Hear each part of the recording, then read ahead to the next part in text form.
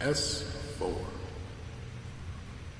home of Forest Moon Paranormal, where we explore the things that go bump in the night, examine that which strikes terror in the hearts of men, the supernatural, conspiracies, spirits, aliens, Bigfoot, and any other entities not yet explained, yet seen and felt by countless across the planet. Sit down, grab a coffee, and enjoy the ride. Join us every Saturday at midnight Pacific Standard Time on the Fringe FM, and locally on KSVU 90.1. Welcome to S4.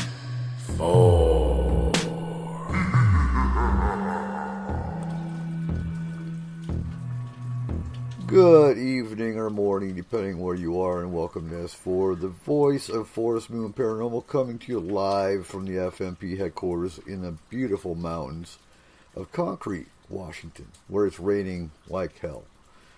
FMP is a highly active emergency response team for all aspects of the paranormal, from aggressive hauntings to alien interaction, Bigfoot and other cryptids, and everything in between. That's terrifying. So S4 is the voice where we discuss these things in depth. You can find S4 on the Fringe FM every Saturday at midnight, where you can also find Lighting the Void with Joe Roop. Shift Happens with Cortana and Dark Waters. We're also on terrestrial radio with KSVU 90.1 FM. Locally from 10 to 12 Saturdays with a pre-recorded shows for locals. So, folks, tonight we're talking Bilderbergs, United Nations, and all other agencies and agendas that manipulate our government and our world. Tonight we have with us our Keith Andrews, our FMP Alien Race Specialist, Cole Wegleitner, our FMP Lore and Culture Research Specialist and owner of Statement of Sound DJ Services, Megan Gehring, our FMP Security Detail and Astral Team and Missing Persons Team member. And special guest with us tonight is Seth Kinsey of Dark 30 and our S4 Conspiracy Specialist. Alright, it's raining like hell, like I said. So November 10th is our next training meeting, open to the public and any new team members, 4 p.m. at the Burlington Library. Topic's going to be UFOs and alien interaction. And also Monday night, 5 p.m. Pacific Standard Time, I'll be on Fenton's Perspective on Revolution Radio. So how's everyone doing tonight? Just great, thanks. Wonderful. Outstanding. I'm great. I'm glad to be here. Of course you are. So is it cold in New York?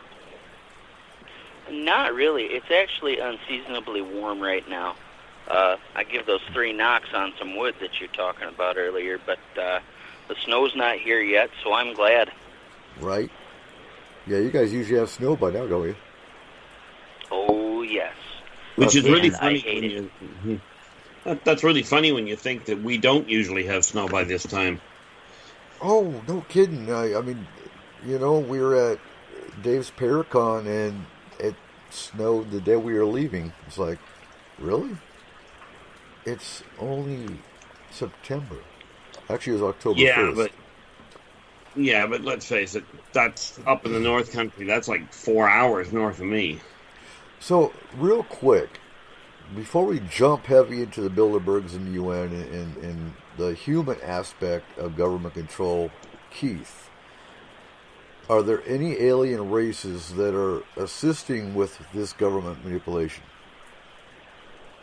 As a race, no. Quite frankly, it's actually, simply put, forbidden. Okay. That doesn't mean individuals aren't necessarily getting involved, but they're certainly not involved in high profile, because if they were to get into high profile positions, frankly, they'd be removed from the race database, as in terminated. By the off-world, by who? By the consortium. Okay. That's what I was trying to think of. Yeah, the consortium. Because I know, Seth, you're behind a little bit in the last year, but yeah, the consortium is like the Galactic Federation, some people call them. The race of thousands of races, or the council of thousands of races that get together and basically watch the planet. They don't give a crap about the humans. They're here to watch the planet, so they don't get involved. Mm-hmm. Yeah. So, All right. You know, the Bilderbergs, you know, I still question a fair chunk about it. I'm actually the worst person to talk to about it because I think I could care less. I'm just not sure how. Right. You No, I know? because I mean, But, you know, go ahead. what's funny about the Bilderbergs, though, really, is that they say that they are together for the supposed betterment of the relationship between Europe and America. However, with all the good and fuzzy stuff they say they're doing, you know, they operate under the Chatham House rules, which means anybody who says anything isn't accountable for what they say, but someone said it. So it's like when you hear someone say, I'm not going to say that Eric said this, but Eric said it, but he didn't say it. And so it's a way to necessarily not incriminate themselves.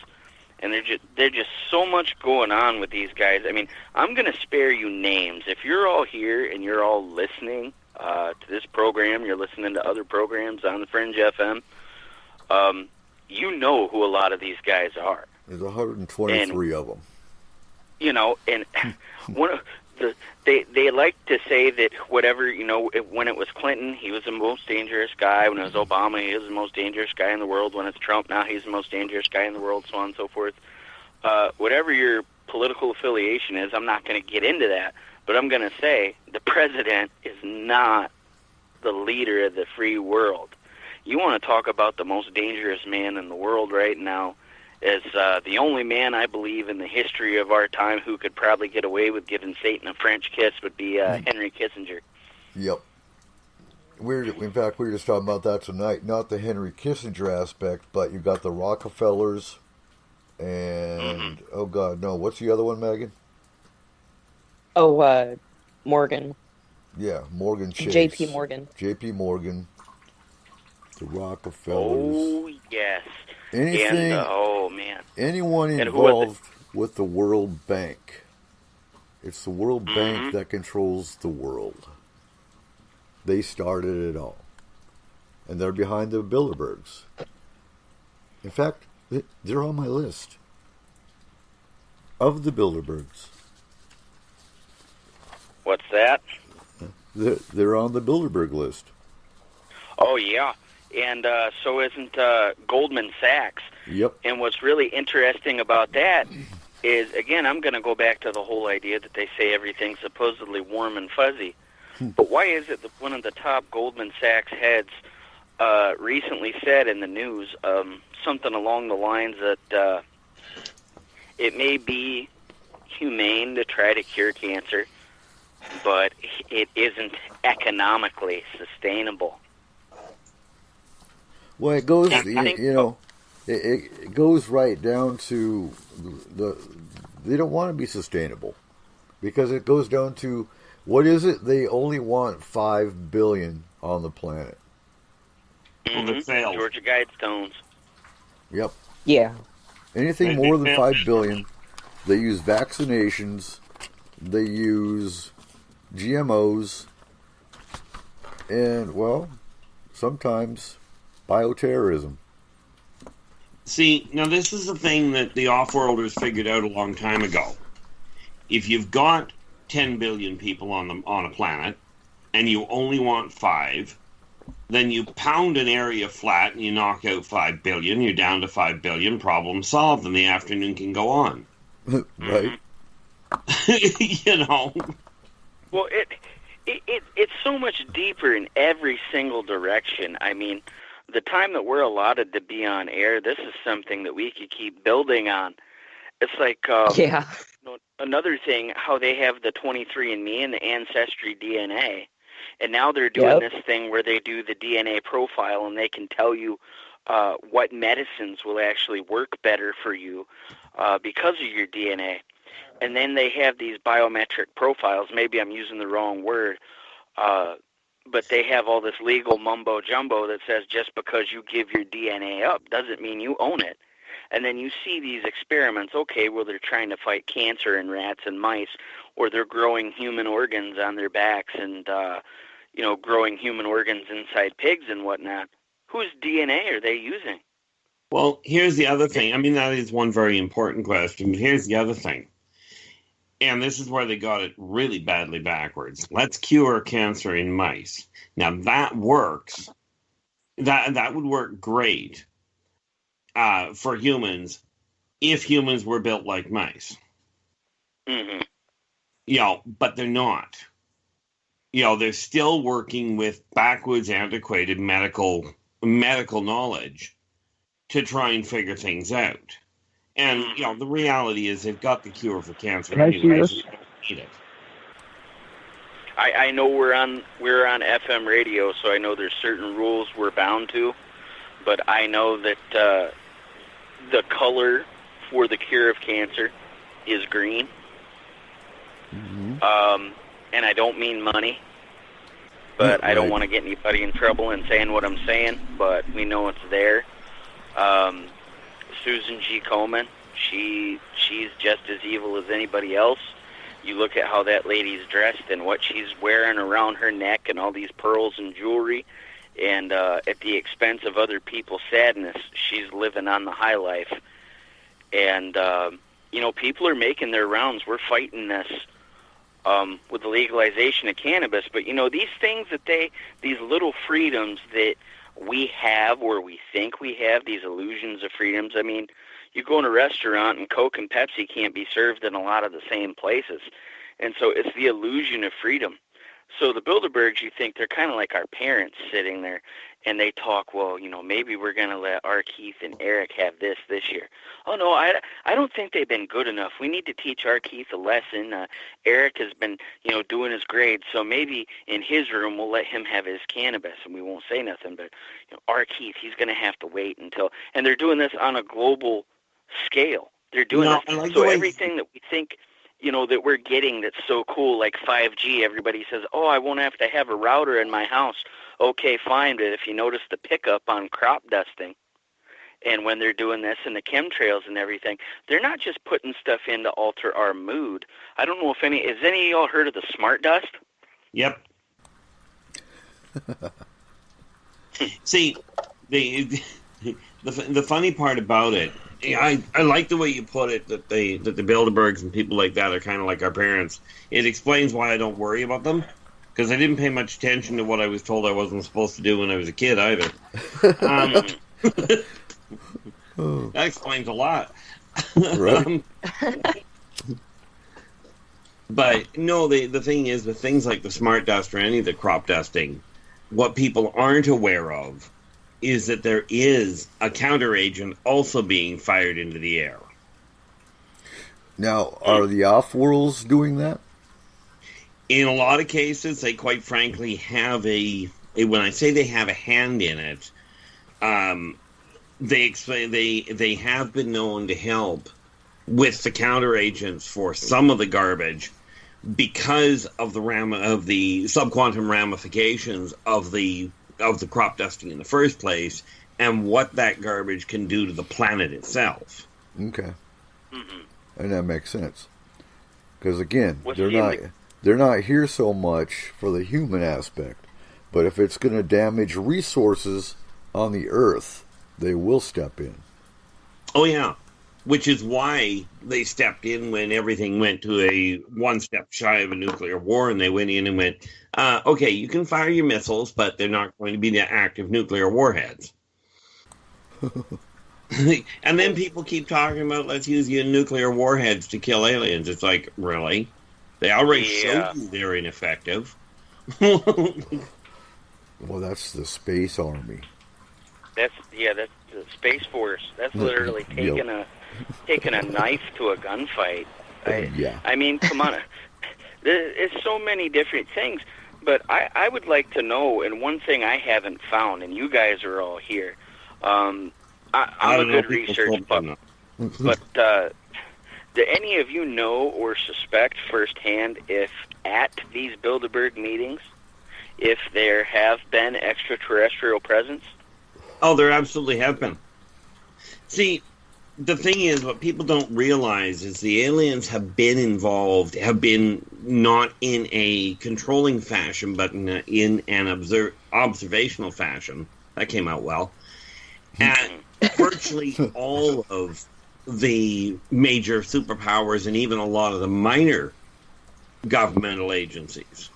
They keep a close tab on it to find out what human upstarts are doing, because of the danger involved in what humans can do with very little prompting. Well, there's two lists. The list that you see that is released on the internet, but what's curious are the people that are, if you want to call them people, but the people that are at the Builder meetings that don't make the list. So if you go on YouTube and you do a search for Bilderberg meetings, you will find, and I don't like the guy, but Alex Jones is a very big advocate of, exposing Bilderbergs, and they actually go videotape and point out who's not on the list that is present that you actually see on the video. Those are the ones you need to be writing down, because the Bilderbergs are only going to show you what they know now that they've exposed themselves. Who's going to be on the list that's going to make it to the public? And then who's going to be there that's, well, not supposed to be known? Now, the thing, and you make a pretty good point about who's not supposed to be known and stuff like that. But, we're talking conspiracy, we're talking cover-up, the whole gambit of things. So I'm just going to ask you guys right now.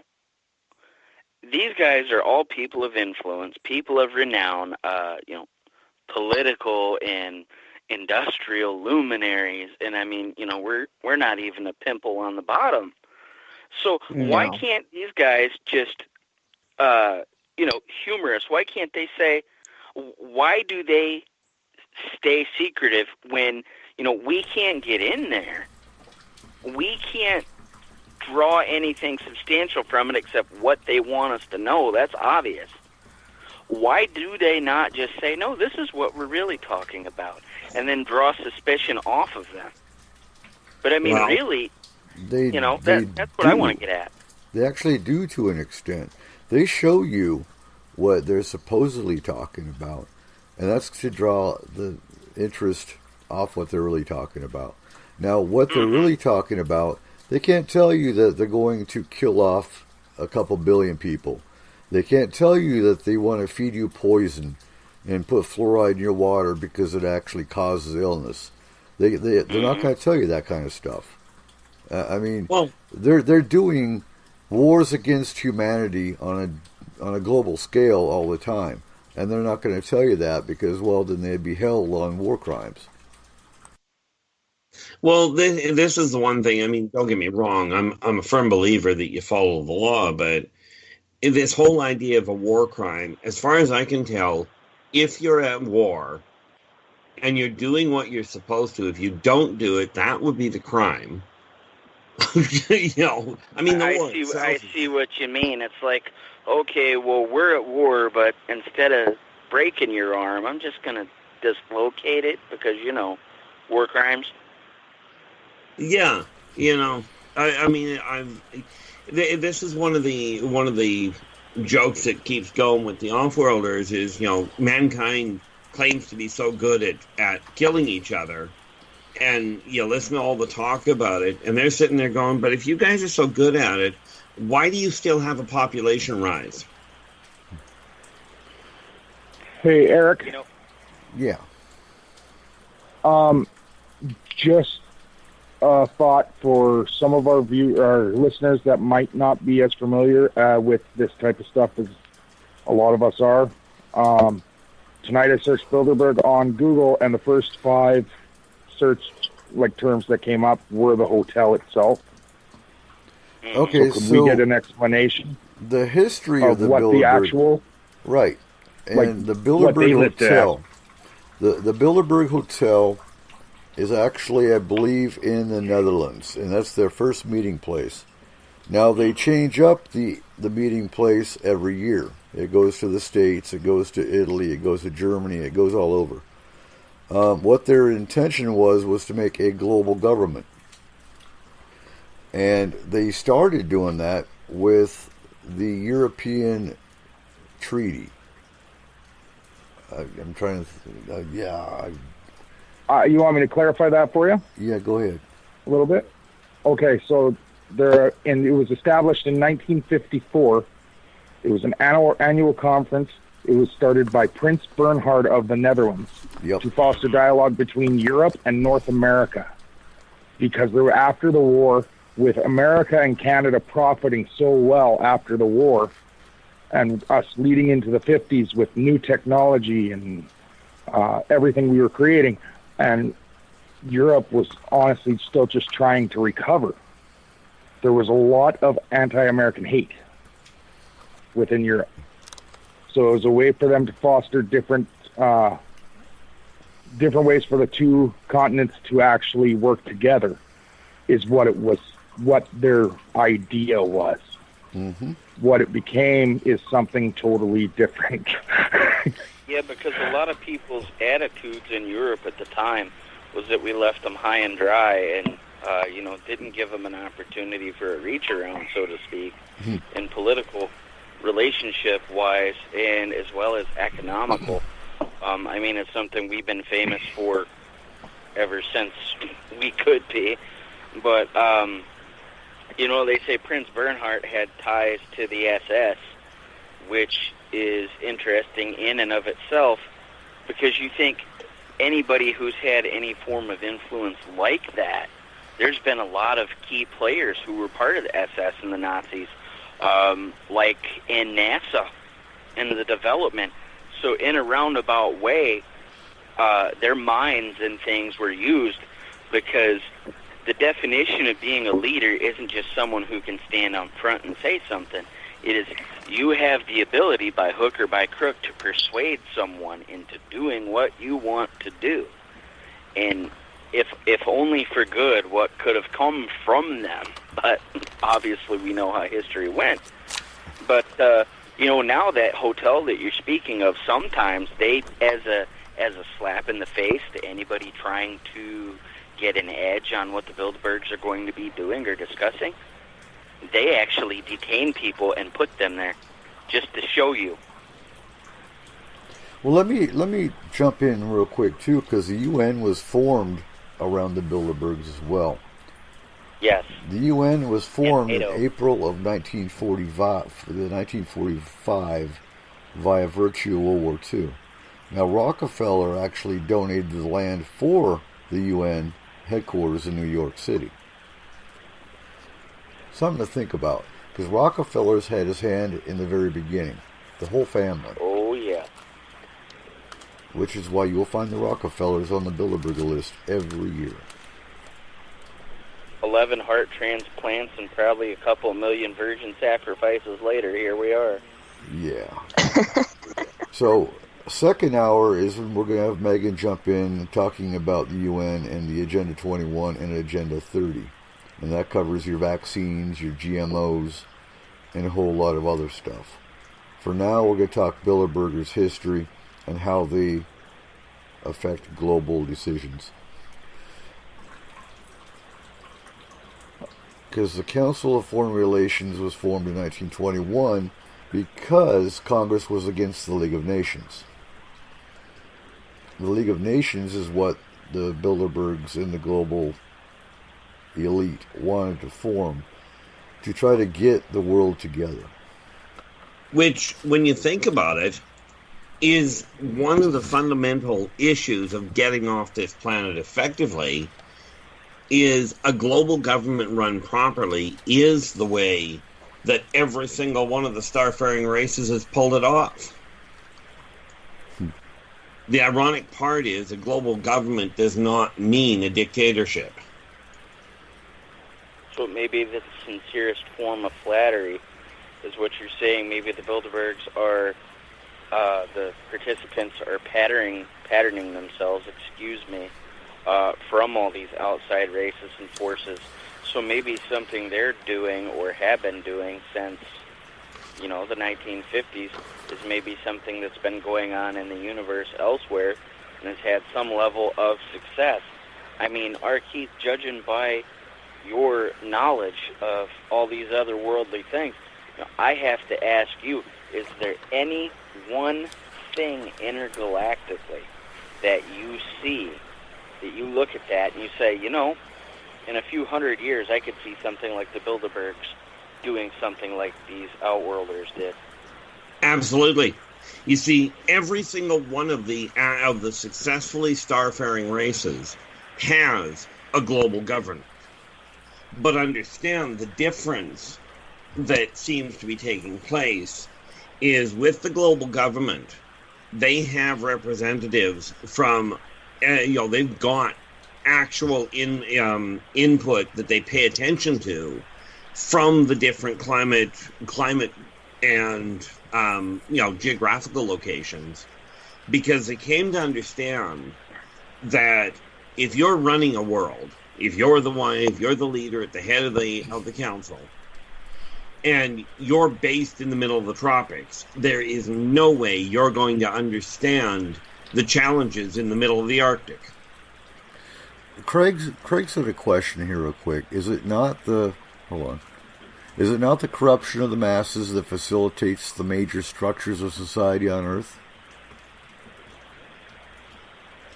I would say to a degree. Yeah. Yes and no. Yeah, it's fear that is causing the problem. And fear is amplified by ignorance, a.k.a. lack of communication. Mm-hmm. Well, and fear that's fed by our current administration as well. Well, absolutely, but, Not, it does extend beyond that. It really does extend beyond that. I mean, I'm not a fan, but if I have to play devil's advocate and go middle of the road, you have the media. And, Agreed. And the media is a business. They say sex sells. All right, do you know what the media is? The media, the mainstream, whether or not you agree with them all, in one way or another, CNN, Fox, MSNBC, all of them, they are disaster porn. Well, they all fuel the hate. They are. Yeah. I mean... And it's amazing how many mainstream media personalities are actually on the Bilderberg list.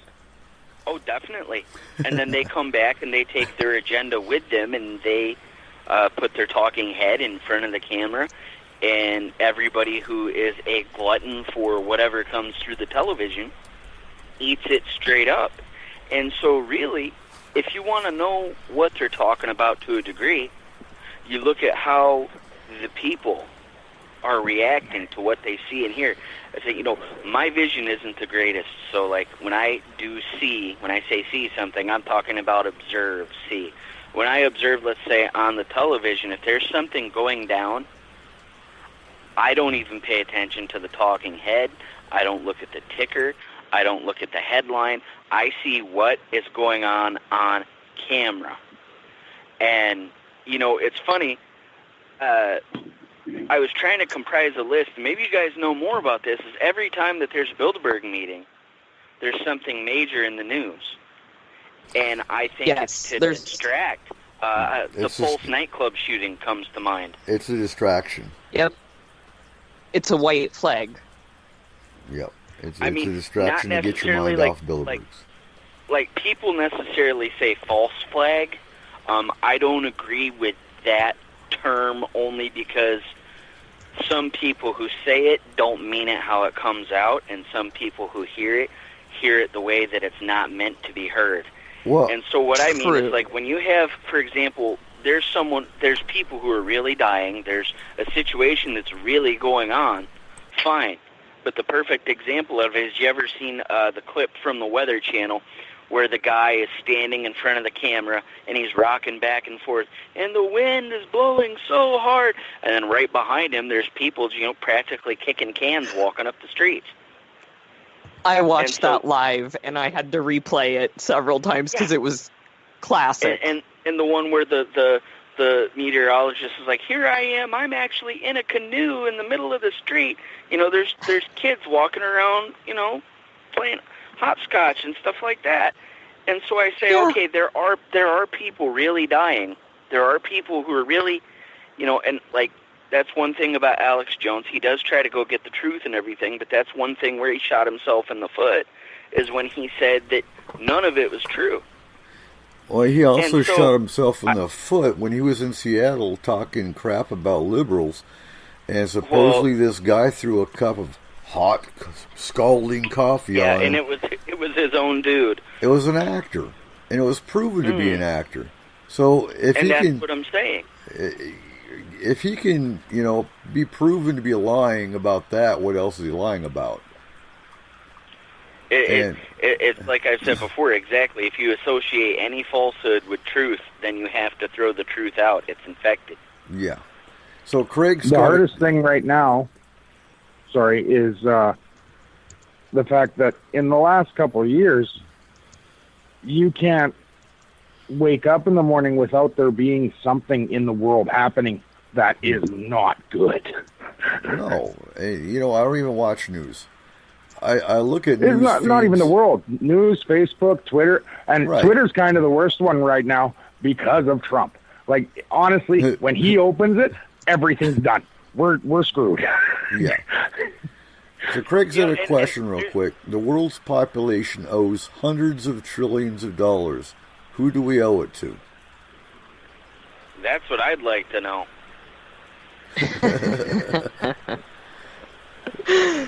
That's boy. That's what's called opening one heck of a can of worms. It is. I don't think our The money show is any isn't long good enough. in the belt of Orion, is it? They don't even use what we call money. They do have a cash flow, but it's all digital. And the reason for that is pretty cut and dried. How do you move that much gold bullion off a planet? Tractor beam. Hey, there you go. Yep. For the transporter. You could send it through a frequency. That's a whole nother story. But while we're talking here, and the thing, we're on the Fringe FM. And everybody think of what the Fringe means. Well, here's what I want everybody to do. Because we got to fight this, okay? And I know we're kind of getting off on a wild tangent here, but as much as they have their hold and their grasp on secrecy, we have the power to at least equalize it. We cannot stop them. They're going to say what they're going to say.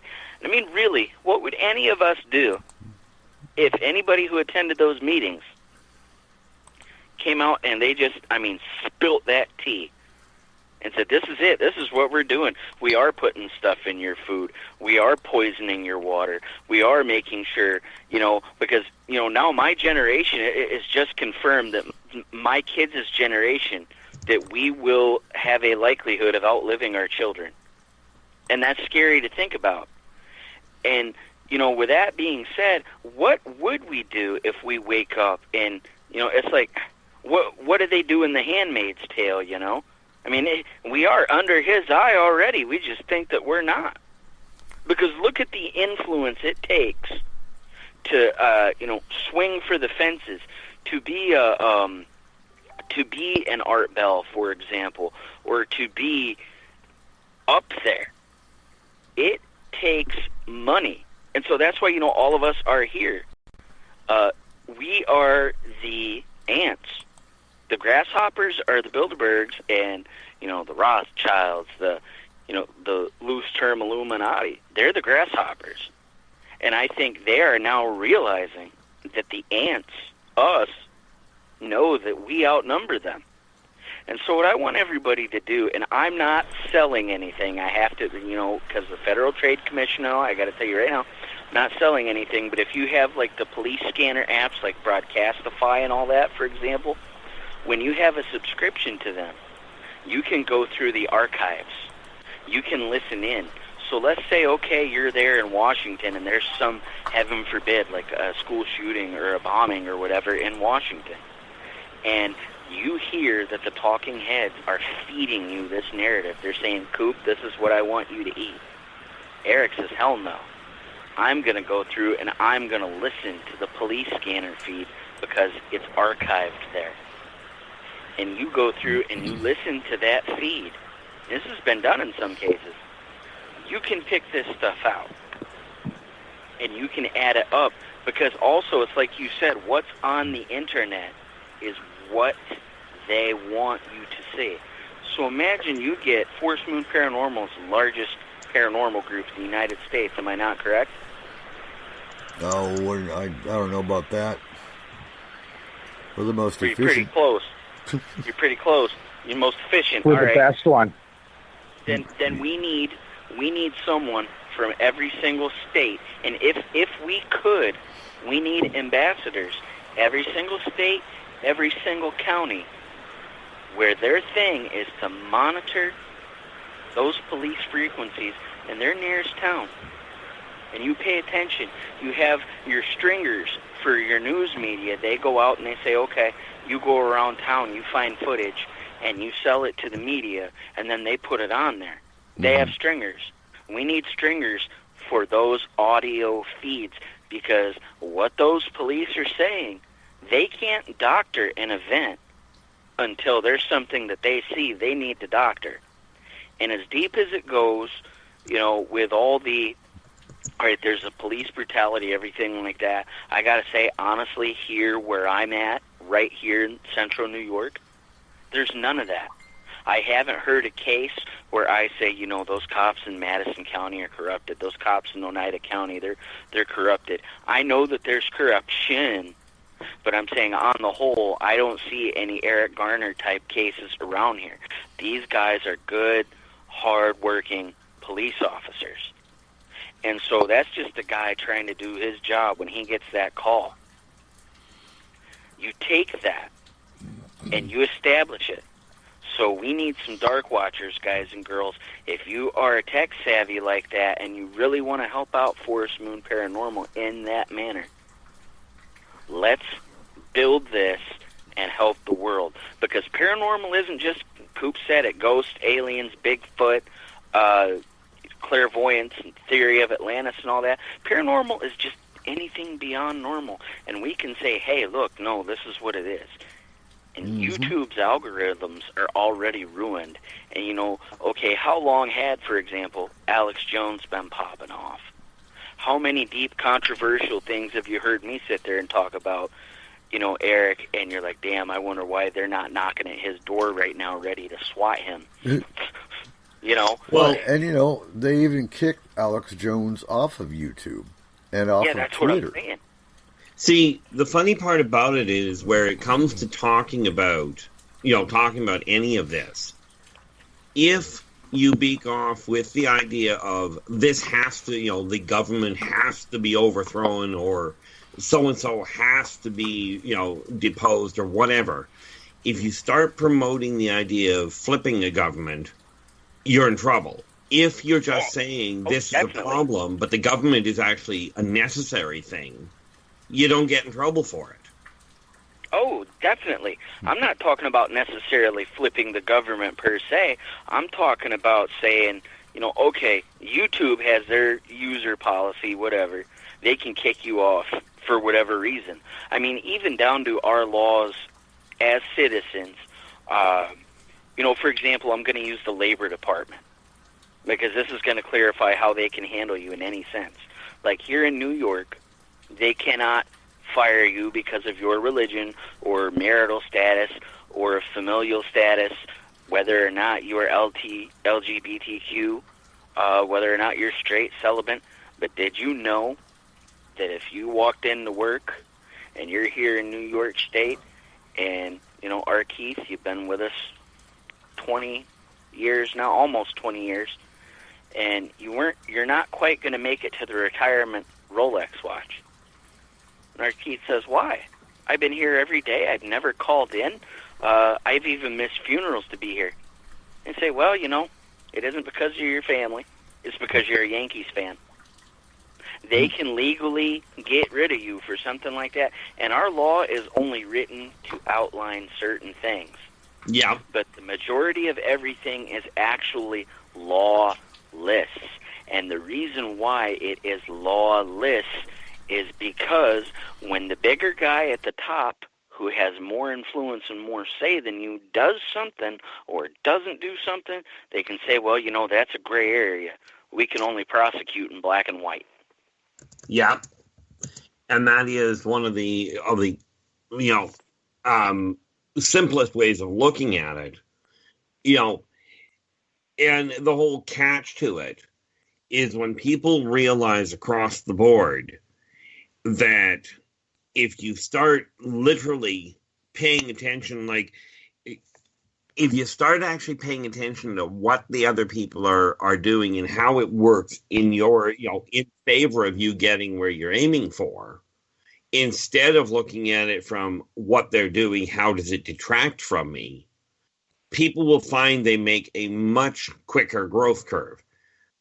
When you take a look at societal evolution, it is a proven fact that, and I call it proven because of so many other worlds that I've seen it done on, that if people work together, technology and medical advances and all of these neat little baubles and trinkets that people like advance faster than if people are trying to kill each other while they're trying to develop them.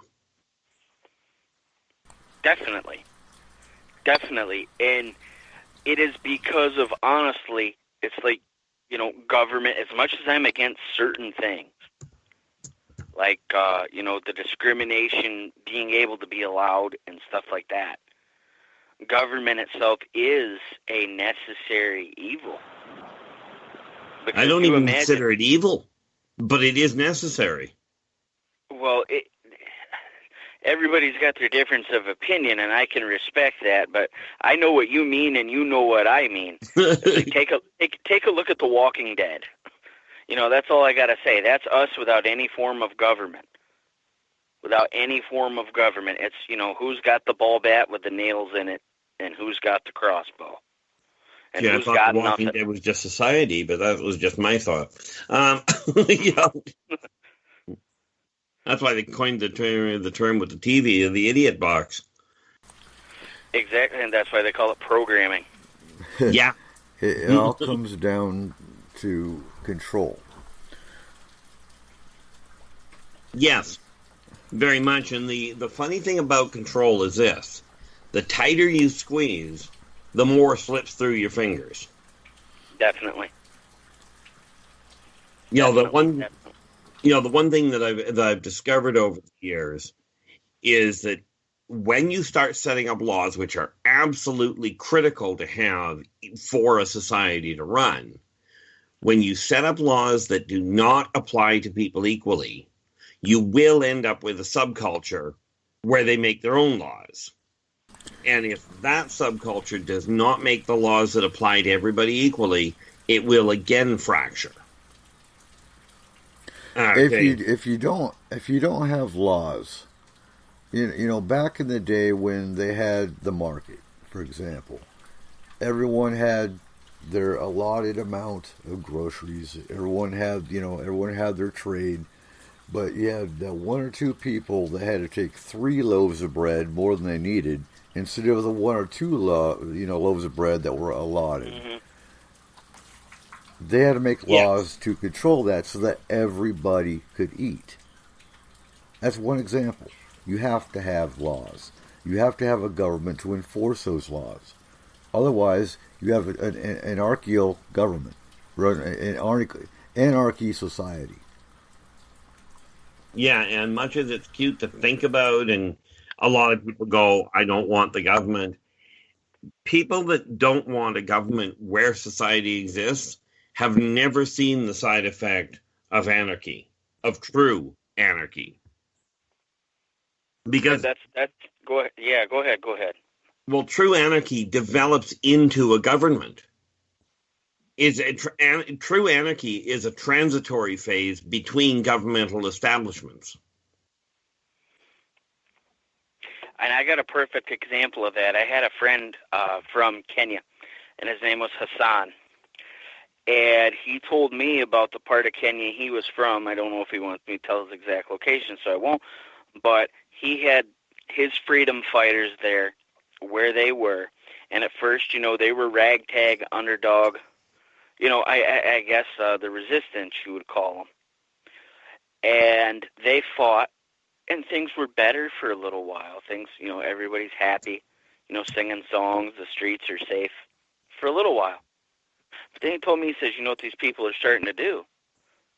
They said, okay, well, we fought. So now that because we fought, we may not have liked things the way they were, but because we fought for it, we have say-so over you, and we're going to make things the way we want.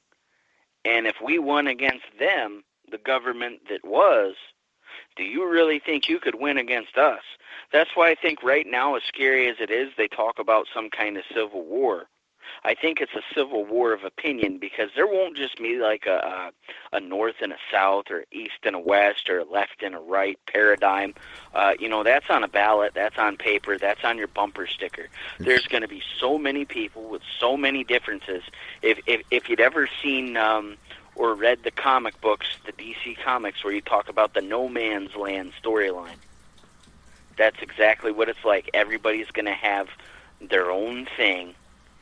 And the only people who are going to win anything is whatever the majority of whoever it is on the same page. Well, and it's going to be over in a matter of minutes. It's going to be neighbor against neighbor. Yeah. And it's going to be whoever's prepared the most. It is. Here's the thing. If you look back to a very simple little book called Animal Farm, it says it all. Right there tells you the whole 9 yards right from the get-go. That once you overthrow one government, whoever was doing the overthrowing tends to replicate the same thing.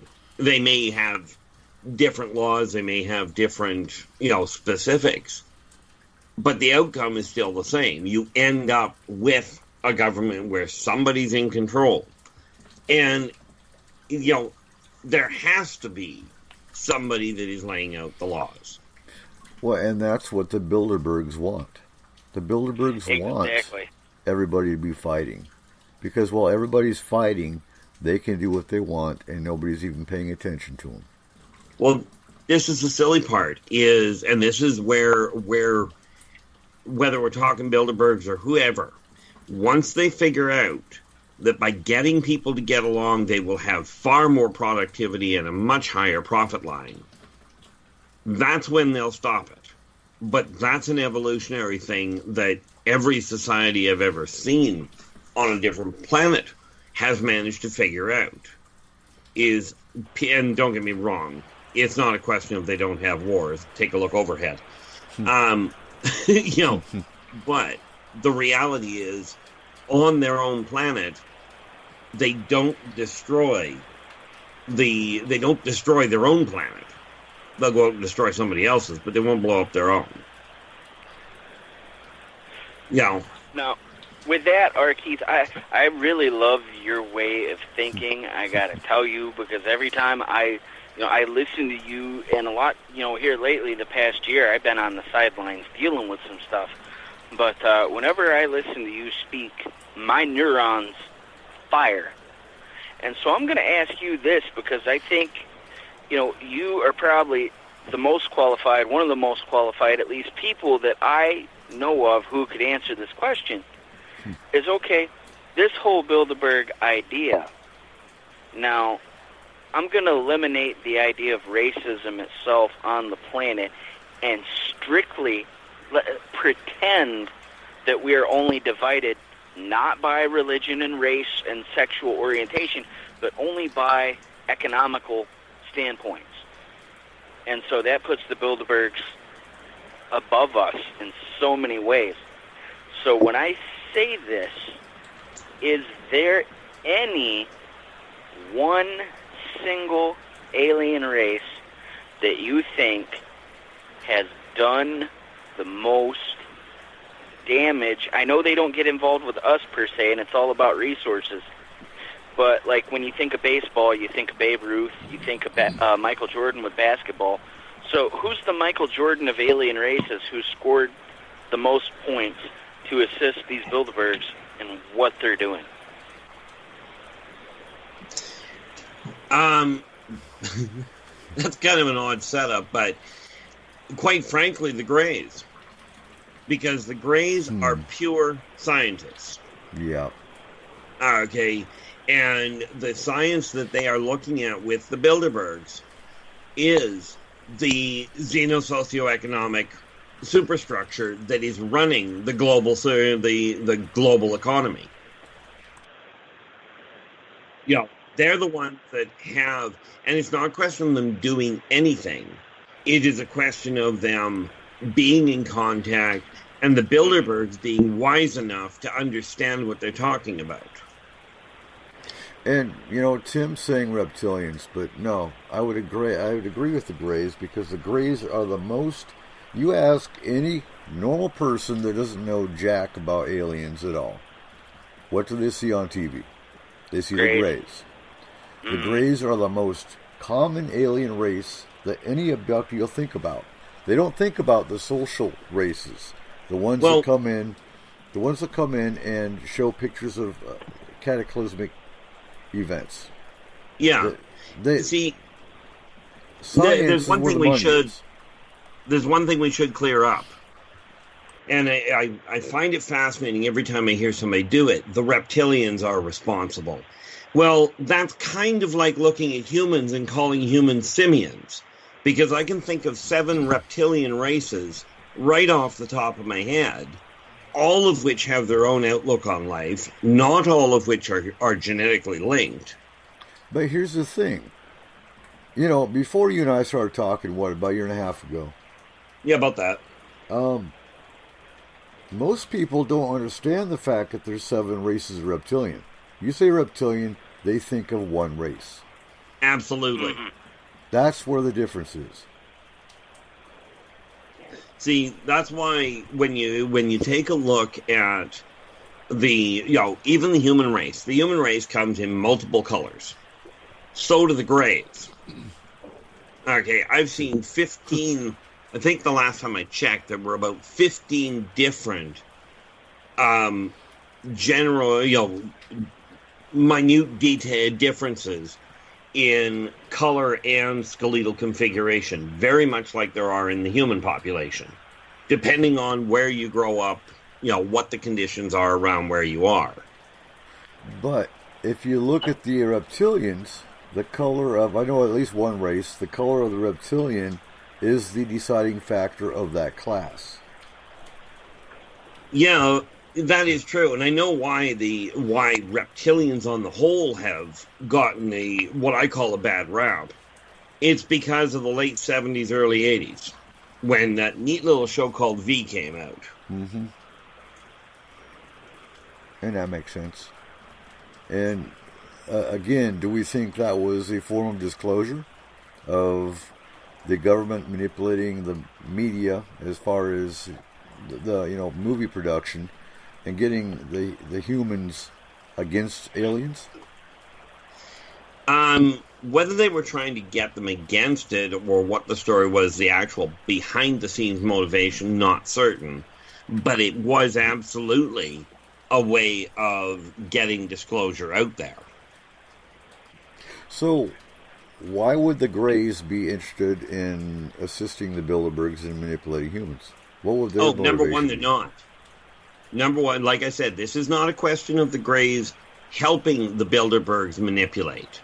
Okay. This is a question of the Greys explaining what has been done in other societies and the Bilderbergs figuring out how to utilize that information.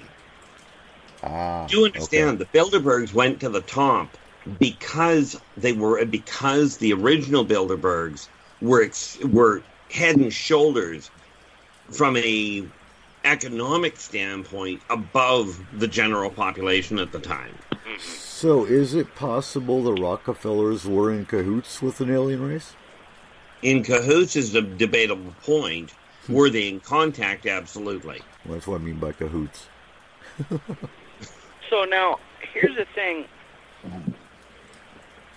With the aliens, and they say the typical run-of-the-mill abduction sequence, and this does tie into the Bilderbergs, when they show the destruction They show the planet blowing up, people on fire, the whole nine. Most people think, well, they say this is what's going to happen if we don't get along. Now, you think of They Live with Roddy Piper, and he puts on the glasses, he sees obey, consume, reproduce, the whole nine.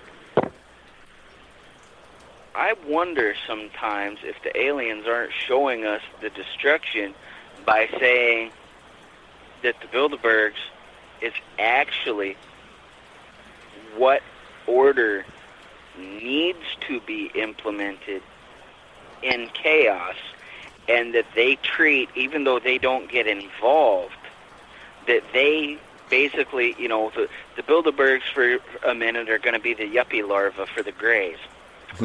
And so they're going to say, you can take the credit card, you can take the Lamborghini, you can rent the hotel, you can do all this stuff, get your prostitutes, break everything up, hurt people and break stuff, but you can't go setting the town on fire. We're going to let you do all this. We're not going to get involved, but we just don't want you, the Bilderbergs, to do so much that we have to get involved.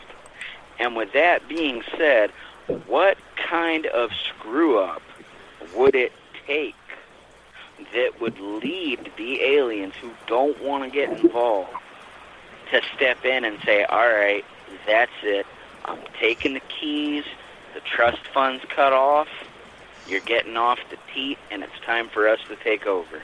Okay, well, let's get a couple of things sorted out before we get to that. First, the destruction that they keep showing is not a case of if you guys don't smarten up and get along, we're going to destroy the planet. It's that's a what I'm question saying. of if man doesn't get its act together, man is going to cause these problems. And the reason they warn people of this is because they've seen it on multiple different planets over the millennia. Well, and even civilizations.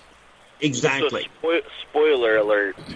Exactly. Now, that said, we got to understand that the aliens are not telling the Bilderbergs, we'll let you get away with this. What they're saying is if the human race doesn't get this act together, it's going to blow itself up again. The Bilderbergs simply took that information, and the starting Bilderbergs, right back at the beginning of their influence, grabbed hold of that piece of information and went, how do we capitalize on that? Now, the answer to the other part of the question, what would it take for the aliens to actually step in? First and foremost, they've already done it. If you go back to 1986 with the missile cray, with that whole Cold War crisis, and all the missiles got lit up, and the off-worlders came in and went, if you want to throw missiles, go ahead, but you're not getting the nuclear warheads to go off. Right. Here's the real negative downside. If the aliens actually get to the point where they say, okay, we've had enough, we're stopping this war, we're stopping your guys' problem, they will pound the planet flat from orbit, and nobody will see the war coming. You know, one quick transplanetary EMP pulse, and this place is in the Dark Ages. Wouldn't it be great? And it's just that quick. You know, so the aliens are not, you know, people have to realize that all that the Bilderbergs did was they took the information the aliens were handing out to every one of the other countries, every one of the other potential super families at the time, and said, you guys have to find a way to make the laws and to make your world a global community, or you're going to blow yourselves up. And the Bilderbergs were just happened to be the quickest ones off the mark to jump on it. So All then right. in lay terms, Real quick, Coop. Okay, go ahead. So in lay terms, you're saying that the aliens, the Greys, basically warned humanity of the impending storm, and the Bilderbergs, by whatever means necessary, decided that they're going to board the house, and they're boarding the windows, they're fixing the heat vents, of the planet, so to speak. However, if there's any of us who have to be stuck outside and weather it for whatever reason, they're also picking who's going to have to weather the storm, and the population maintaining the population is just everybody who's going to be staying in the house, and they're picking who gets to stay in and who has to sleep on the porch with the dog. Well, yeah, basically. All right. And we'll get into that. I think you want to go to break here, right? It is time for our break. So when we come back, we're going to continue our global control topic. So stay tuned for hour 2 of S4. Are you intrigued by Paranormal Talk Radio? You'll love the new Paranormal Radio app from TalkStream Live. You'll find a great selection of talk shows covering UFOs, ghosts, strange phenomena, and much more. Download the Paranormal Radio app now and start listening to the very best in paranormal talk entertainment, including the network you're listening to right now. The Paranormal Radio app, free in Google Play and the iOS App Store. Times are changing. The circus of politics, healthcare's low standards and high prices, and let's not forget food quality. What to do? Arm yourself with Life Change Tea at GetTheTea.com. In a world of chemical imbalance and poor air and water quality, it's time you make a move. Log on to GetTheTea.com and stock up on organic non-GMO supplements. Don't forget the tea. Cleansing your body never felt so good. And we have a brand new tea called Takedown Tea, which helps support healthy glucose. All natural body support so you can be at your best, naturally. All you have to do is log on to GetTheTea.com. That's GetTheTea.com. We're not a fad that comes and goes. We are the real deal. Join us and armor up. GetTheTea.com. That's GetTheTea.com. Changing America's health one tea bag at a time. So, you love talk radio? Then you'll love TalkStreamLive.com. TalkStream Live is always on, 24/7, with the best streaming talk shows. Find your favorite talkers and discover some new ones. It's free, readily available online or on mobile with any smartphone or tablet. Finding your favorite talk shows all in one place has gotten a whole lot easier. Just go to TalkStreamLive.com. Be sure to download the free apps from Google Play or the iTunes App Store. Poor water quality is a major health issue, and it's only getting worse. Municipalities can't keep up, standards have dropped, and pollutants are increasing. Where does it all end? It ends by keeping the pollutants outside of your home with HydroCare's advanced systems available at Wave Home Solutions. No less than the best purification materials and processes have been developed by HydroCare to provide you with healthy, clean water for drinking, cooking, and showering. HydroCare far surpasses the competition in removing chlorine, odors, iron, lead, chemicals, limescale, and much more. Don't settle for less when it comes to your water. We'll take care of the toughest water problems for you, whether it's from a city or well source. Satisfaction guaranteed. For more information, call 888-997-WAVE. That's 888-997-WAVE. Or go to bestwater123.com. That's bestwater123.com. Wave Home Solutions for a healthy, comfortable home. Do you want to lose weight but have no idea where to begin? The Fast Start Diet, a 3-day weight loss plan, is the answer. 3 days of nutritionally balanced, calorie-restricted meals delivered right to your door. No shopping, no measuring, and no cooking. Everything is prepared for you and ready to eat at home or on the go. The Fast Start Diet has all the amazing benefits of intermittent fasting without starving. We've helped thousands of people who have struggled to reach their weight loss goals. Isn't it time we helped you? With the Fast Start Diet, you'll lose weight and feel great. Find us on Amazon or go to FastStartDiet.com and use promo code POWER to get $10 off your first box. As a special bonus, we will include our #1 rated Lipo3 appetite suppressant spray free with your order. Whatever your diet plans are, start with us at FastStartDiet.com and use promo code POWER. Okay, nurse, let's get this man to the ER stat. Right away, doctor. We see this every day. Heart attack or angina pain due to blocked and clogged arteries. Chelation can remove obstructions or blockages from arteries and help avoid painful and expensive surgery. Now there's Angioprim. It's a liquid oral chelation product that you take with juice. You start to feel the results fast. Angioprim increases blood flow all over the body, and that means more energy and strength to take on the day with less aches and pains. 60 years of research has gone into chelation, and Angioprim is the result. A safe and easy way to unblock your veins and arteries from buildup that slow circulation. Paging Dr. Jones. Please report to the emergency room right away. Log on now for a special radio offer from Angioprim. That's angioprim.com/radio. ANGIOPRIM. Angioprim.com/radio or call 877-882-7221. That's 877-882-7221. Balance of Nature's fruits and veggies in a capsule. It's a great product. And the one thing I liked about it the most is that when you open the bottles, you can smell like the scent of the fruits and veggies. It's no genius thing to it. It's really just fruits and veggies, which everyone needs. And you guys kind of put it in a way where you can take it easy and you can get it, and it's natural, and that's what I like about it. You know, I like the product, and I've taken it, and it's definitely made me feel a lot better. You know, I'm a healthy person to begin with, but it's definitely good prevention, and it's definitely gives me energy, and I feel like it's a natural thing. I like it. I really do. For a limited time, use discount code TALK to receive a 50% discount on your first preferred whole health system and have it shipped to you free. Call 1-800-246-8751 or go online to balanceofnature.com. Again, use discount code TALK. Welcome back to S4. So tonight we're talking global takeover or global control. Hope you're enjoying tonight's discussion. You can find the archives on our Spreaker site and on the S4 YouTube channel for all the shows you missed in the last 2 years.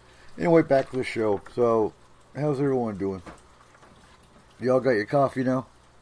You got your coffee? Oh, yeah. And your purple creams? Yeah. Got your purple creams? Oh, yeah. I bring what you would call a portable coffee pot. It's a cup that actually holds 4. It gets cold, though, with that. I've seen it. I've seen it. He is not in any way underestimating that. Well, Mom gave me a 30-cup urn that Dad used to use. When he passed away, it was sent to me. It only holds 7 cups. That's all? I have 12 cups.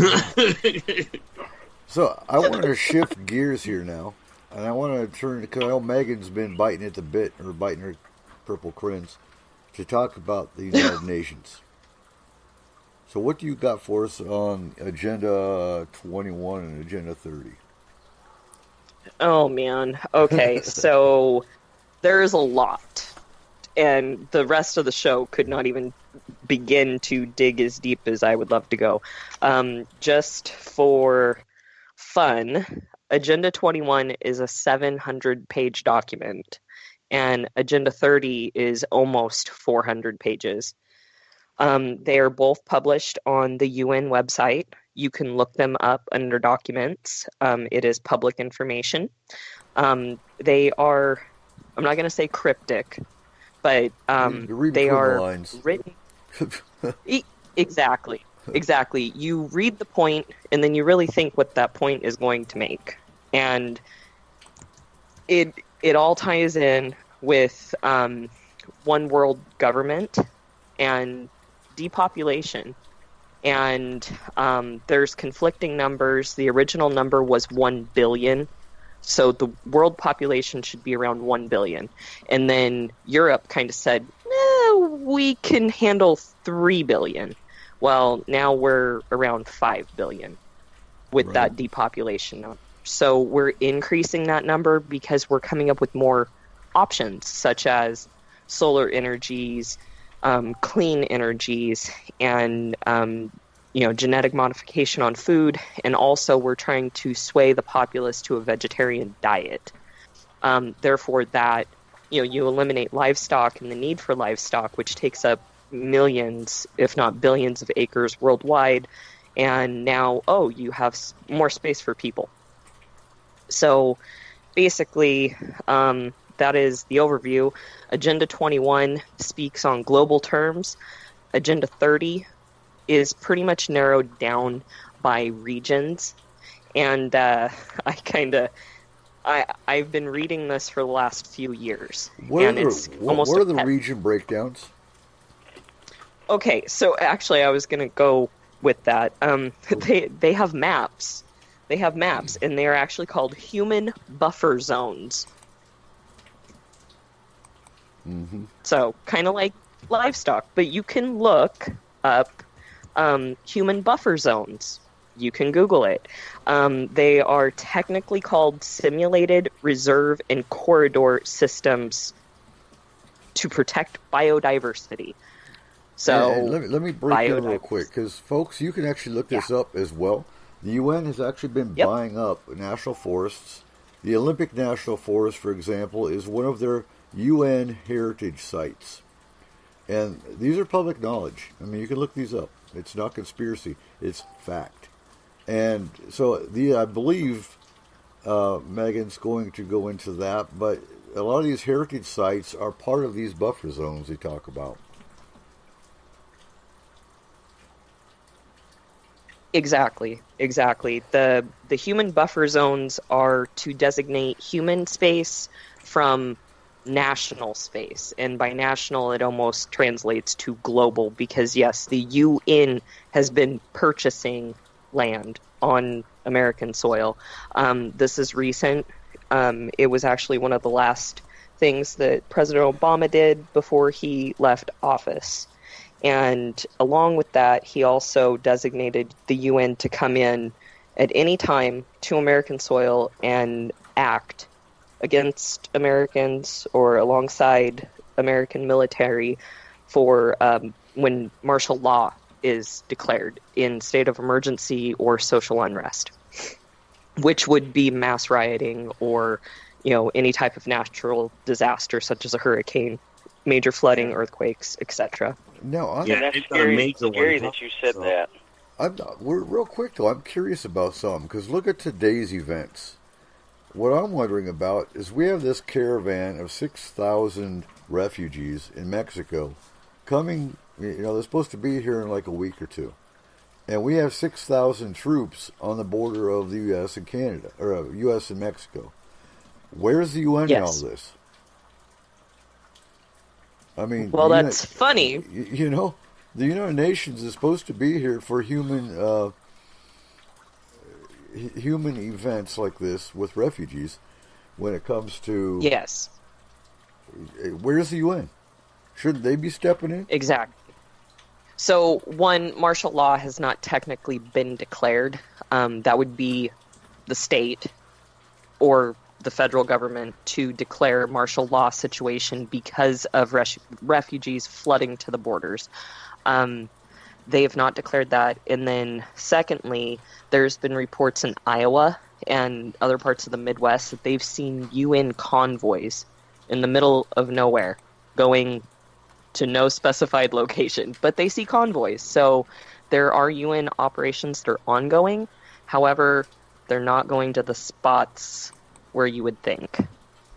Yeah, I've heard such of as that the border. Too. Unmarked vehicles they're talking about too. And some people are trying to say that, they're filming a movie or they're doing this or they're doing that.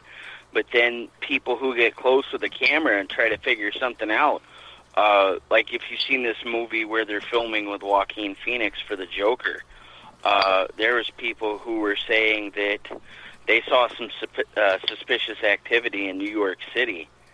And they were told, no, this has nothing to do with the movie, but if you don't back away, we're going to shoot you. Oh, wow. Well, the thing is, I absolutely agree that stepping in on natural disasters is a necessary issue, obviously. What most people aren't aware of, and oddly enough, the government is, and multiple governments are, there is a natural disaster that is on the verge of happening where, rough gauge, I would, and I'm probably being nice when you look at the fallout from it, there's a natural disaster coming that is likely to have a death toll of somewhere close to 2 billion if it isn't dealt with. And it would be so simple to deal with it. And you got to wonder why they aren't. Well, which one's that? Hierro. There's an island in the Canaries that is going to come apart. It's not and this is scientific fact. Look it up. Okay, it's already split. There's a massive chunk of it that's going to fall into the ocean.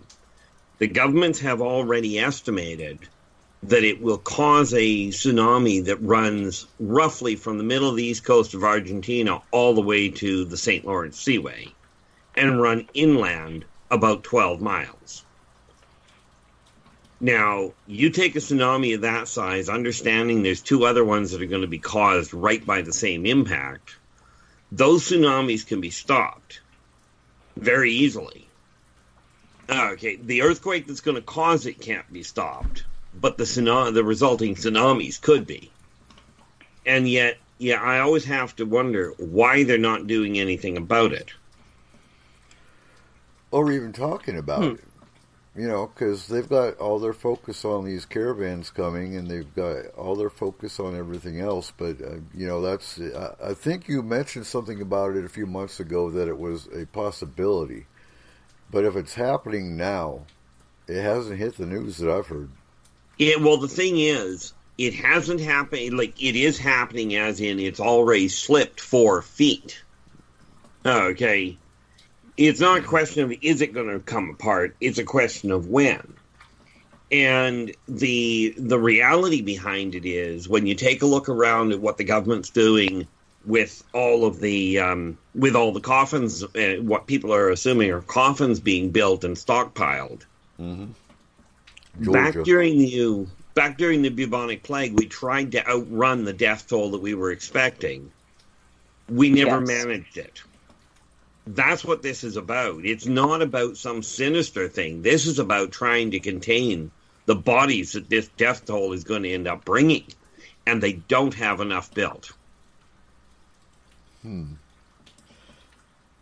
again, the media is so focused on hate and, you know, division, they're not even looking at actual natural disasters that are going to cause a huge death toll. Exactly. Yeah.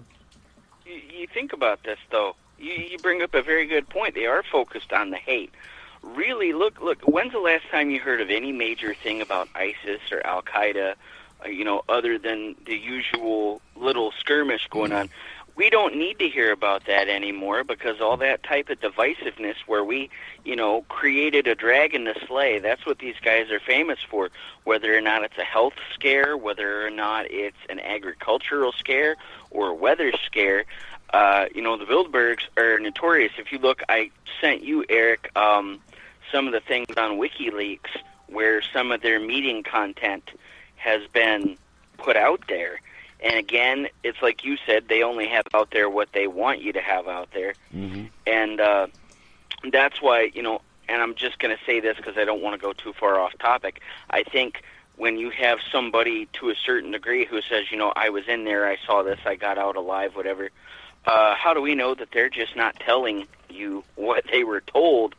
But how's this caravan really any different than any other time people are trying to cross our borders? I mean, it's like the whole thing is they say immigration reform, immigration reform, immigration reform. Oh, look, there's a caravan. I'm like, yeah, so there's other caravans. And I'm wondering if this whole caravan thing isn't a gain of function exercise. Well, the caravan is 6,000, I believe it's 6,000 people now. And are there terrorists amongst them? Probably.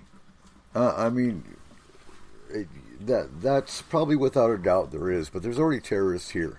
It's no different. It really ain't. Definitely. We got the MAGA bomber, the MAGA bomber who represents Al-Qaeda, and since they took him alive, he won't be able to get martyred and get his 72 cousins. And Ronald's mentioning everyone on the TV is a crisis actor. I agree to an extent, but I think false flags and crisis actors, I think it's overdone. Yes. For a time there, and I don't like bringing it up, but Sandy Hook, there were kids that died. That wasn't a false flag. I don't care what people say.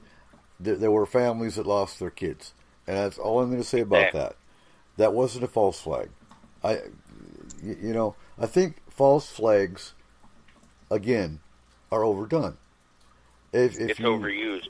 It is. And if people call everything a false flag, then what's real?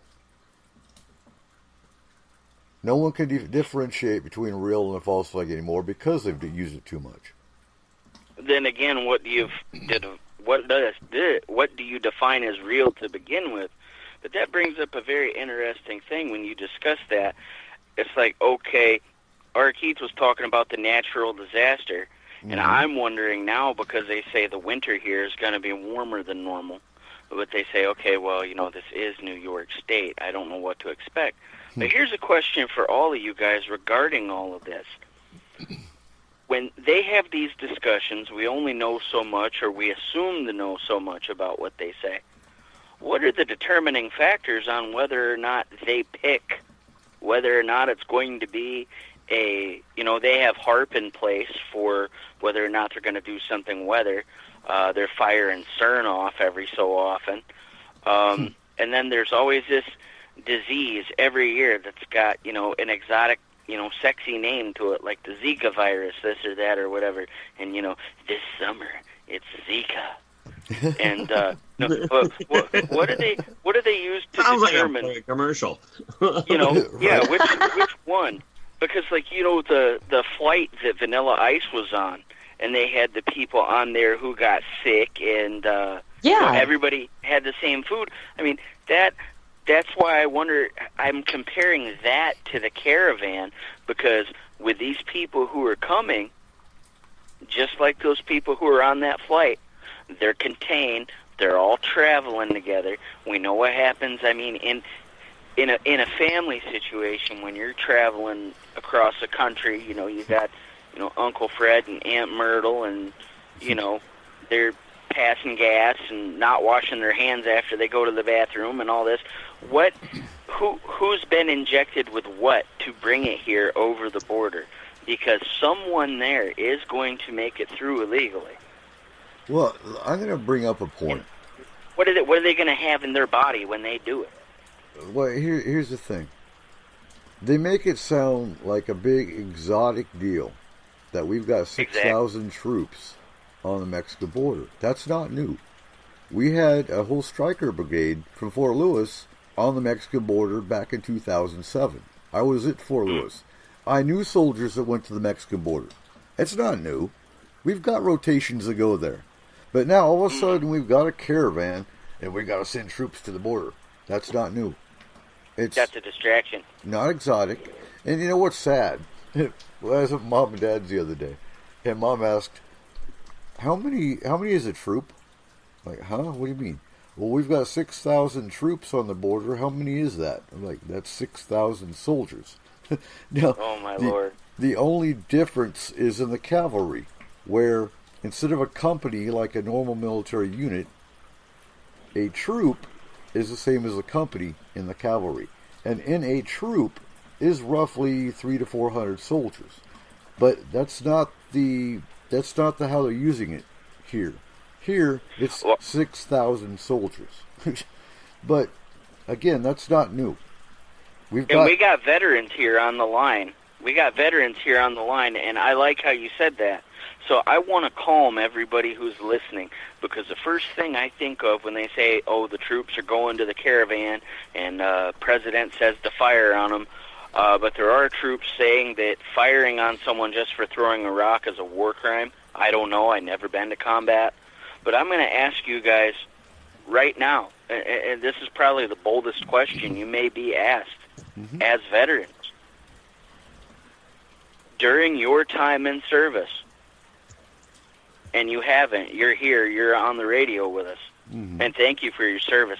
But during your time in service, have you ever thought at all that you would be in a situation where your commander-in-chief would ask you to fire on your own American citizens or just to fire on people who are trying to get a better life, which, I mean, they should be processed as citizens, political, da-da-da, yada, yada.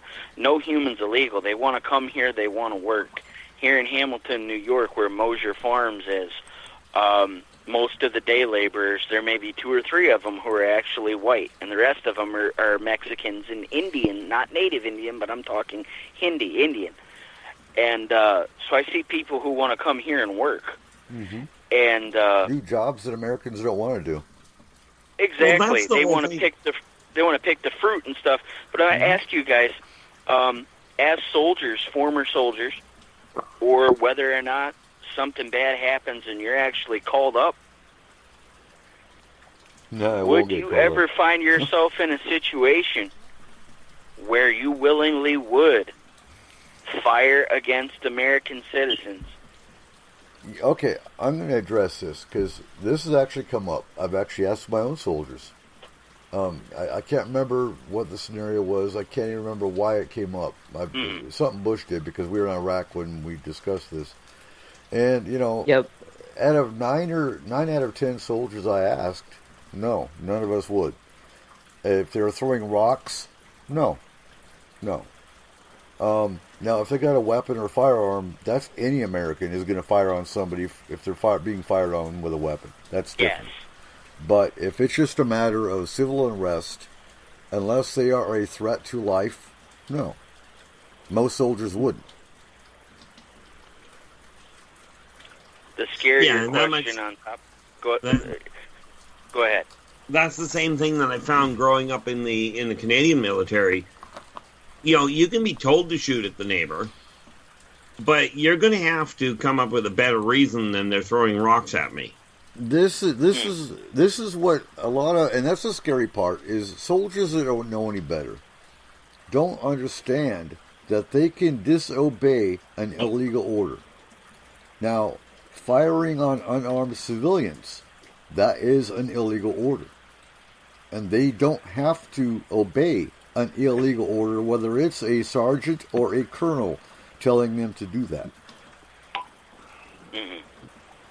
Well, it's kind of, I mean, ultimately it boils down to a verbal contract to break the law. Right. Exactly. You know, you can't write a contract to break the law, at least not and have it enforced. Mm-hmm. So, Megan, the scary... your perspective, your perspective as a Marine, because Army's one thing, but the Marines are the ones that are actually brainwashed even more than the Army. And I don't say that disrespectfully. Yeah. It's a known fact. The Marines are the ones that are trained, and maybe you can clarify this, because I've actually heard rumors that the Marines actually sign a contract that they will never disobey orders and that they will shoot regardless. Pretty much, and I mean, we do uphold very seriously that we will defend our country from all threats, foreign and domestic. Well, and that is something, you know, we recited and we lived it. So, okay, let's rewind back to 2001, and President Bush was in office, and, you know, the fallout from September 11th, and, you know, the hysteria, the hype. We wanted answers. You know, we wanted payback to somebody. You know, the country was very hurt emotionally. I mean, this was technically the first attack on American soil. You know, I just want everybody to go back and really think about the shock value of that. And then fast forward to 2003 when we actually invaded. Mm-hmm. There was a very large time gap. You know, it wasn't instant payback. It was very slow. A lot of people were even angered about even, you know, us going in 2003. I know, because I joined, and when I got home from boot camp, one of my good friends from high school was like, I cannot believe you did that. You know, do you know what you're fighting for? You're fighting for oil, you know, oh, the Bush and Cheney, it's all money kind of thing. And somebody right out of boot camp, you know, we called them motards, motivational retards.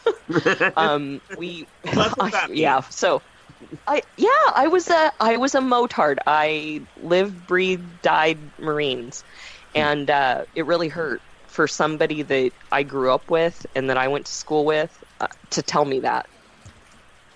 And I was happy to go back to base, join my corps again and get back to business. And I remember sitting in a base brief, and we were told that rioters will come to the base and try to block moving vehicles.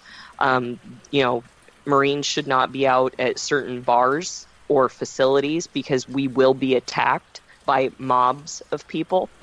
And it was basically like, whatever happens on base or people are coming to base to try to attack us, we need to have our best defenses up. And basically we had long rotations of watches to where we would be, assigned a post for anywhere from 6 to 12 hours. And I just remember a lot of it was because of the mass media and the spin on why we actually invaded in 2003 versus the day after September 11th. So, see, I didn't get to see all that because I was in Germany.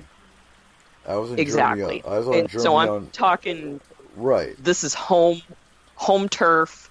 This is what I dealt with as a Marine and trying to go out in town and enjoy myself on my liberty time versus staying sequestered on base for my own safety. Mm-hmm. And we had the buddy system, and it was like, we shouldn't be thinking like this because, hey, we're Marines. But on the other hand, it's like, these people don't understand. But then on the other hand, I'm like, well, I watched the news the other day, and what are we fighting for kind of thing. So, it was a very complex story that the questions really weren't being answered, if that makes any sense at all.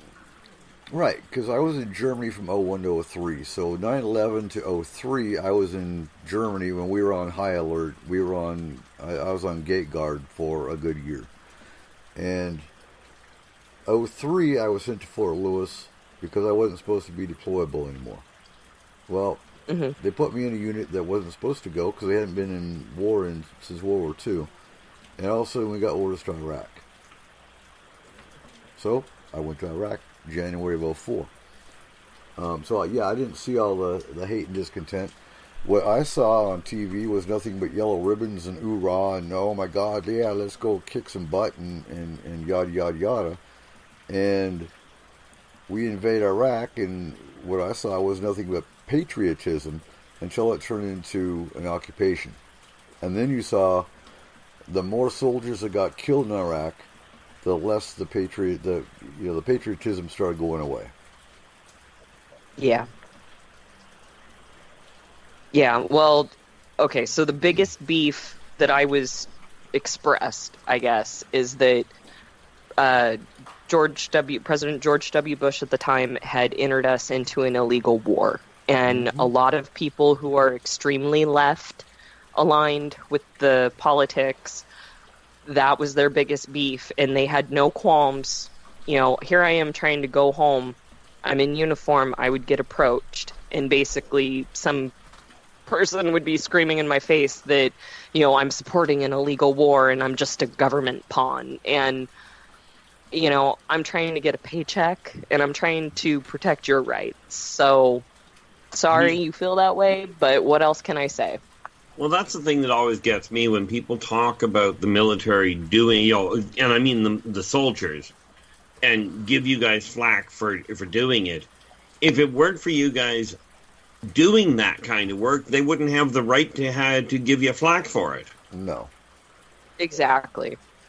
But, well, and to be very clear, we were not instructed ever to fire on unarmed civilians, but if we feared for our lives, which would take a lot, right, we would be allowed to engage. And engage was the key word. What it really boils down to, Seth, is rules of engagement.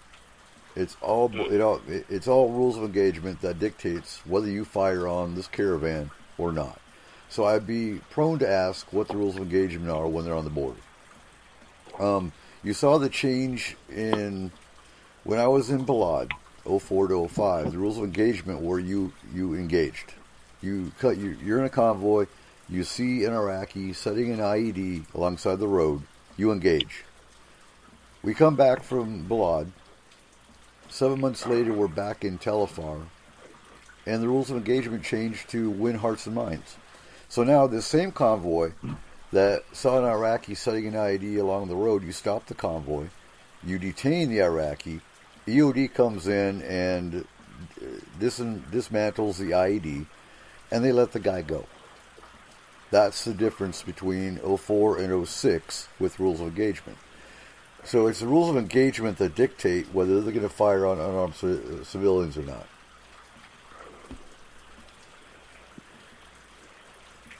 Do you think from the top down that the Bilderbergs have a say in which rules of engagement you follow? And do you think it has to do with population control or just flat out a real-life game of Risk with human players? Right now, I'm really not sure. With how much the Bilderbergs seem to be entwined with the UN, they would have to be able to make rules on like amendments to the rules of engagement. I'm sure they didn't with every country. Well, I'm sure they didn't see this coming because the last Bilderberg meeting was in June. Yeah, So- no, I really don't think that Bilderberg has anything to do with the rules of engagement. I mean, that is essentially what the Geneva Convention is for, and that predates Bilderberg. That's No. just my 2 cents. But does it? Can I ask you a question? Have the rules of engagement changed at all in any way, shape, or form from the Geneva Convention? Rules of engagement is dictated by operation. Geneva Convention has nothing to do with rules, the row. The row is dictated by unit and by what the mission is. So So wouldn't it be possible that they know what our units are going into each time? Not each time, but like in general. No. Could it not already be planned? That would be a U.S. decision. That would be whatever general is in charge of that particular unit and that particular mission. Speaking of generals now, one fellow who attended the Bilderberg meetings was General Petraeus. And we know what happened to him regarding giving secret information to his mistress. Now, that being said, do we think that either A, he was directed to plant a seed from the Bilderbergs to tell her something that she would disseminate to throw people off, or B, do you think him trying to impress his side chick says, hey, baby, I went to the Bilderberg meeting and this is what I found out? I think some of them are human and they make mistakes.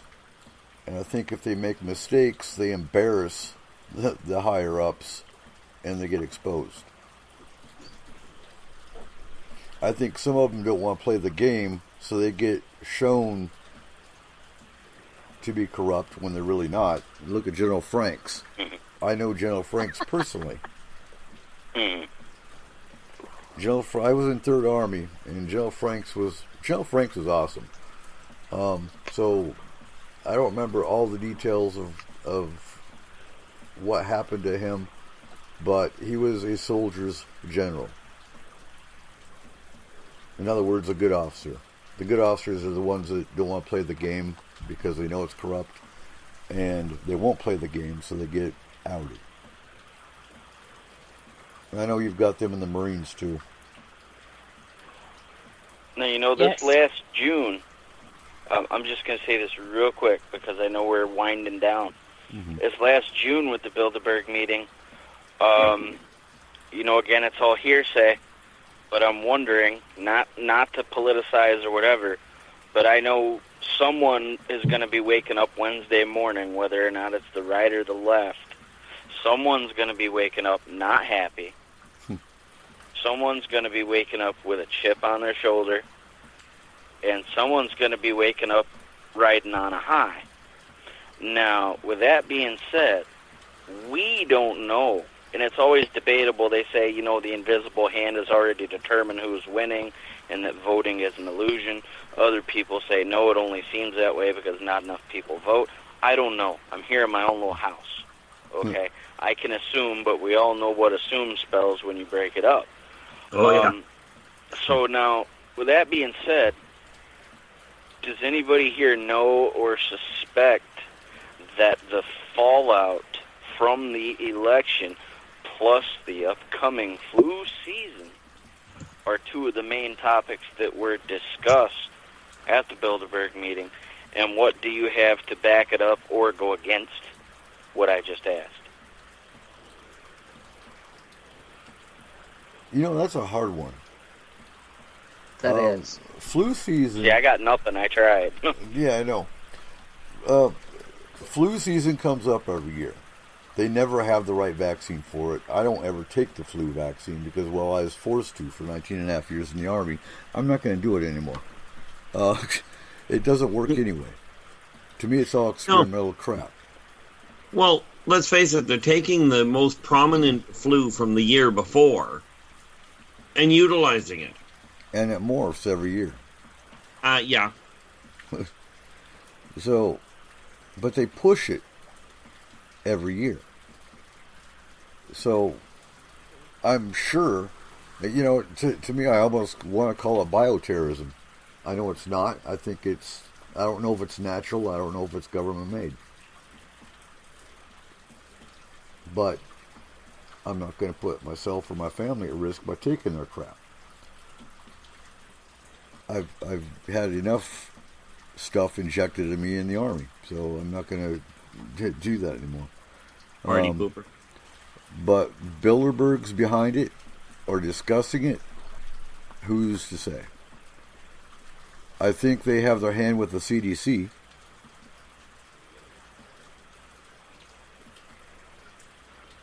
Maggie? Well, yeah, and quite frankly, when you start looking at that, I kind of look at the logic behind it, if you will, and let's say the Bilderbergs are right behind most of it. Things like that, they are kind of like the sideline stuff because they're a very small, globally impacting issue. They'll work with it. They'll work with whatever advantage comes up with it, I have no doubt. But trying to orchestrate that kind of thing, in my opinion, has too many other very minor variations to it to really bother with when you can play with the bigger impacts. I don't think there's enough death caused by the flu each year to look at it as a Bilderberg issue. I mean, you do have your random, the elderly and kids are the most at risk with the flu.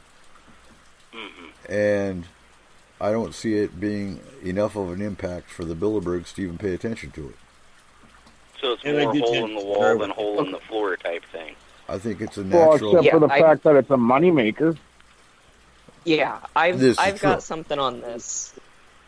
And it's a little out of the box. Okay, so just bear with me. I have been doing a search over the last couple of years, and I have noticed a trend, and it happened in 2014, it happened in 2016, and now it's happening again in 2018. It only occurs around the start of flu season, and it is a mysterious illness, and the closest thing that the doctors can describe it as is a polio-like autoimmune disease, which they are dubbing AFM, which is acute flaccid myelitis. And correct me if I'm wrong on in children under the age of 16. And they have not came out and correlated it with flu shots, but I was doing some research for this talk, in 1986, the National Vaccine Injury Compensation Program was formulated. I actually looked up some of the numbers on there. The flu shot is the most, I guess, compensated shot available.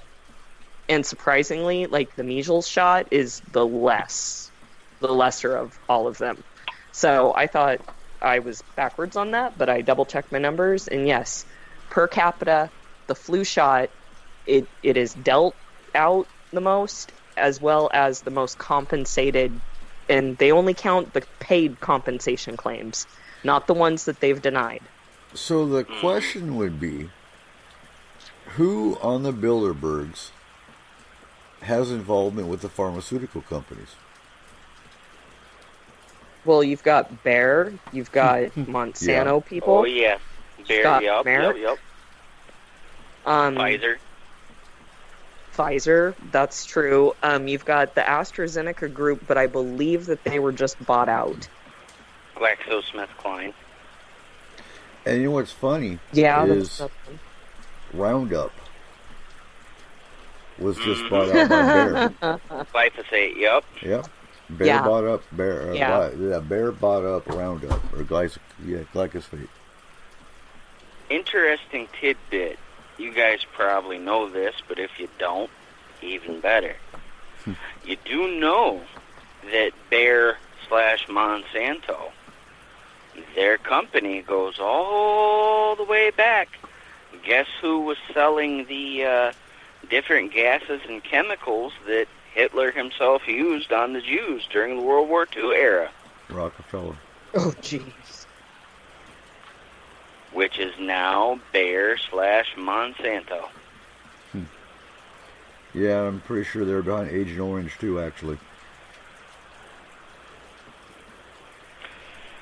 And it's not a matter, it's scary now because I sit and think with all these things, it's not a matter of if, but a matter of when cancer comes.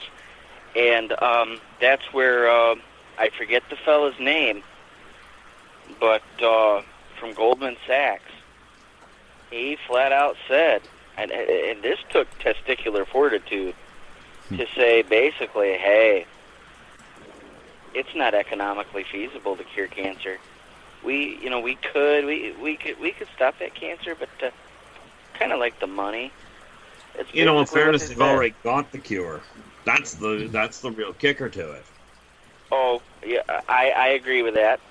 It's Goldman Sachs asks in Biotech Research Report, is curing patients a sustainable business model? Of course not. And ironically enough, the reality behind it is, if you take a look at what's happened in the past, and for that matter in the present, with other planets, curing cancer, yes, it eliminates the cancer research price, cash cow. However, there are always other medical things, other research projects that can be utilized quite effectively and more profitably. Because I don't know about you. Go ahead. I don't know about you, but from everything I've heard, the actual dollars being donated to cancer research are starting to... People are asking too many questions about, you're researching this and you've never come up with a cure? But you know what keeps that going, though? And you think about this. Cancer is one of those things, and rightfully so, it's devastating. I have only one grandparent who hasn't had cancer yet, knock on wood. But here's the real kicker to it. Okay. That's the one that pulls on the heartstrings. Well, yeah, but what people aren't told is that cancer is in every single organism that's born in the first place. It's a defense mechanism for the human, for the corporeal body. It just gets out of hand.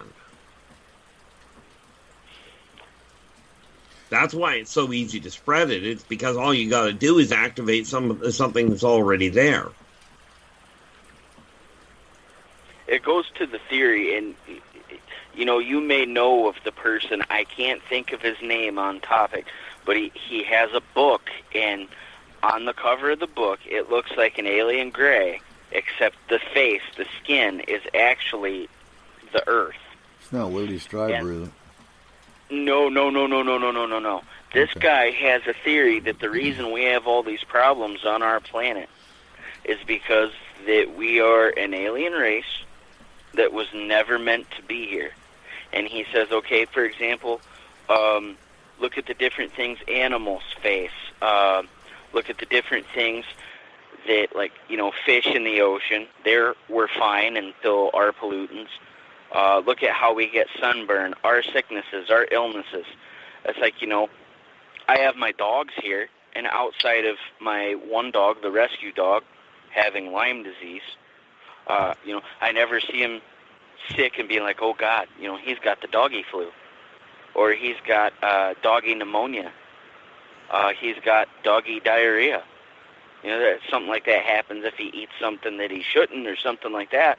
But how is it I have, if our animals are taken care of, they're not sick? So it's not to say that people can't take care of an animal when it doesn't get sick. But, I mean, really, like, Coop, you're a farmer. Your animals tend with natural occurrences that might cause them problems. Mm-hmm. But is there any particular diseases in all the years that you've had your farm, you look and you say, this has struck the chickens every so often. Someone's trying to kill off the chickens. Or, the brown cows are dying off and the white cows aren't. Where there's anything that makes you think that this tampering with our health has gone on into the animals, aside from the obvious, genetic modifications where we have Hulka chickens walking around.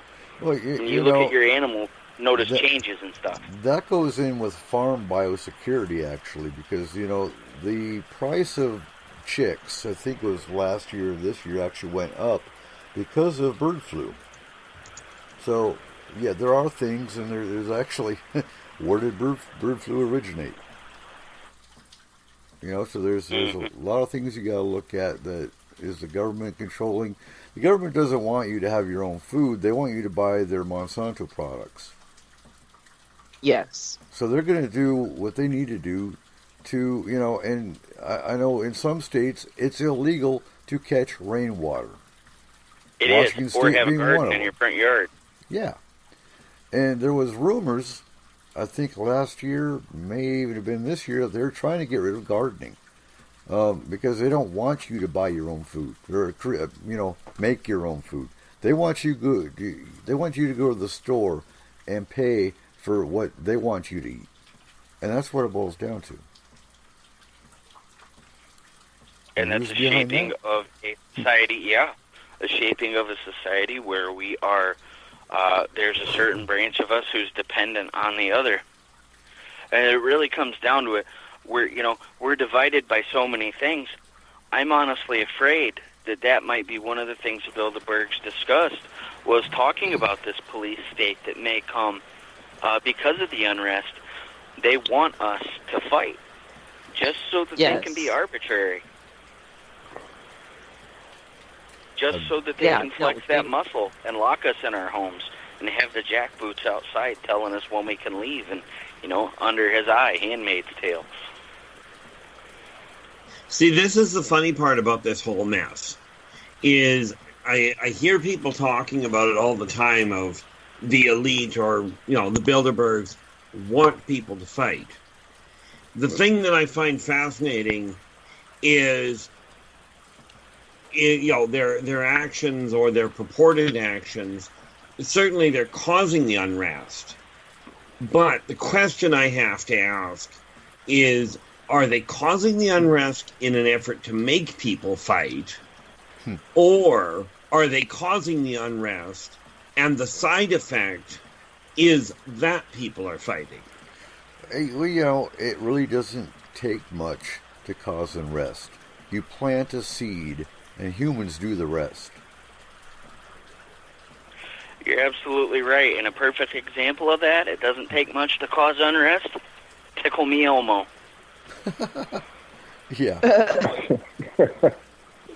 you got people killing each other over a toy.